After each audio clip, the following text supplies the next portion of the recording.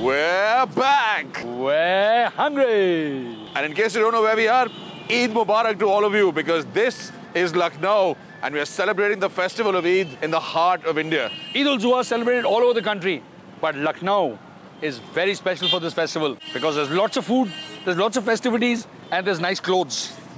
Not us, but we will get them at some point. Behind us is the Bada Imam Bara, made in 1784 by Asaf-ud-Daula, and this is the walk of old Lucknow. But what's even better in Lucknow's heritage is the food of Lucknow, which is what we're going to find.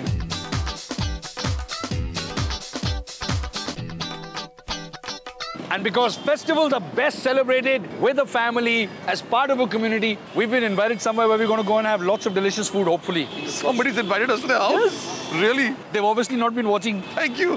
Shukriya, shukriya. But first, we start with a prayer. Yes, so we're going to head to the Aishbagh Eidgah, which is the biggest namaz in all of Lucknow. Let's make our way there, start with a prayer, end with some joy. Any festival that involves eating is our kind of festival. It involves an important ritual of sacrificing a goat for the feast. That isn't really the best part, especially for the goat. But for us, there is the meat, sweets, and special delicacies, all made in huge quantities. Yummy!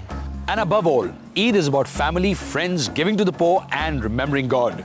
With us is Maulana Khalid Rashid Firangi Mahal. Assalamu alaikum, Maulana Sahab.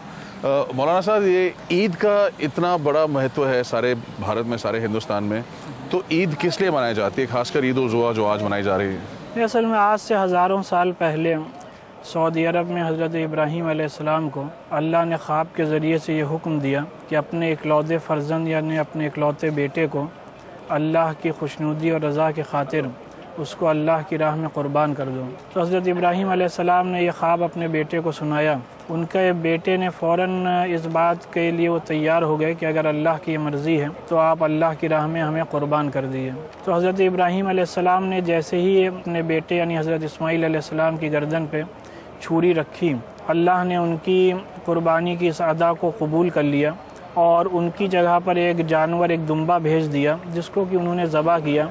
और अल्लाह के दरबार में ये क़ुरबानी ऐसी कबूल हुई कि रहती दुनिया तक हर मुसलमान के लिए जिसकी कितनी हैसियत हो कि वो क़ुरबानी कर सकता हो, उसके लिए ज़रूरी करार दिया गया कि वो ईद उल अज़हा की नमाज़ अदा करने के बाद अल्लाह की राह में ये क़ुरबानी पेश करें। इसीलिए आज यहाँ पे लखनऊ में ईद उल अज़हा का त्यौहार मनाया जा रहा है और यहाँ पे ऐशबाग ईदगाह में हर साल लाखों की तादाद में मुसलमान जमा होकर के अल्लाह की बारगाह में नमाज अदा करते हैं। तो नमाज के अलावा और क्या-क्या चीज़ें हैं जो आज ईद के दिन सबको करने को कहेंगे आप? नहीं, नमाज के बाद जो सबसे अहम ईद उल अज़हा में चीज़ है वो ये कि जानवर की क़ुरबानी करें जी।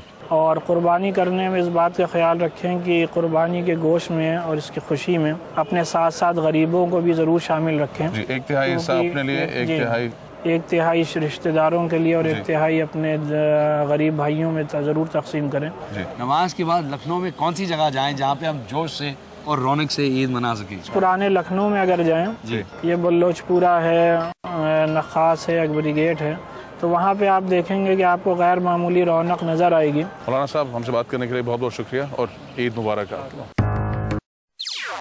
NDTV's cricket app, Android and iPhone, fastest scorecard, special analysis and much more. Download free. ndtv.com/apps